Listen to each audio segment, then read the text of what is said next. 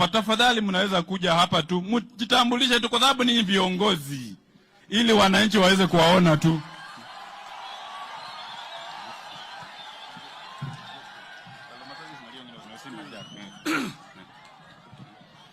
Mheshimiwa Rais ambaye ni rafiki yangu. Unajua rais, watu wanafikiri sisi sio marafiki. Tumetembea na rais muda mrefu sana. Na ujumbe wako wote kiongozwa na Papa wa Roma, kijana wetu wa hapa, na gavana wetu, karibu Bungoma. Na nashukuru umekuja tutatue maneno ya Bungoma. Mheshimiwa Rais, kwa sababu wewe ni rafiki yangu, lazima nikuambie yale hawa wakazi wa Bungoma wanafikiria kwa mambo ya Nzoia.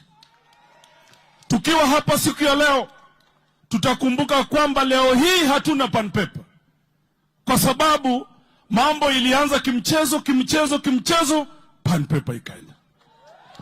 Tukiwa hapa Rais, hatuna viwanda vyovyote, macho moja imebaki ni Nzoia Sugar Company.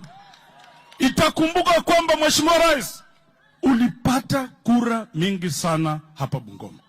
Na ni kwa sababu wewe ulikuja ukatoa mkataba, ukasema mimi nikikuwa rais wa Kenya nitafanya mambo matatu. Jambo la kwanza, nitalete factory kwa siku 100.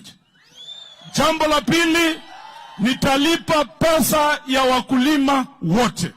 Jambo la tatu, nitalipa pesa ya wafanyikazi. Mheshimiwa, tukiwa hapa Bungoma leo, tunakuomba wewe uyatekeleze hayo mambo ya tatu ulioambia watu wa Bungoma. Hii Nzoia ni kizungumkuti, Mheshimiwa Rais, kwa mambo ya wakazi wa hapa. Mtu asikudanganye. Hawa marafiki zetu wakuambia ukweli, wananchi hawataki kiwanda cha Nzoia kiuzwe. Kwa heshima zote Mheshimiwa, utusikie sisi vilio, usikie vilio vya watu wako, vilio vya wanyonge, leasing, privatization, selling, watu wanasema tawe. Asanteni sana na Mungu ambariki. Asante Mheshimiwa Jack. Kwa sababu ya muda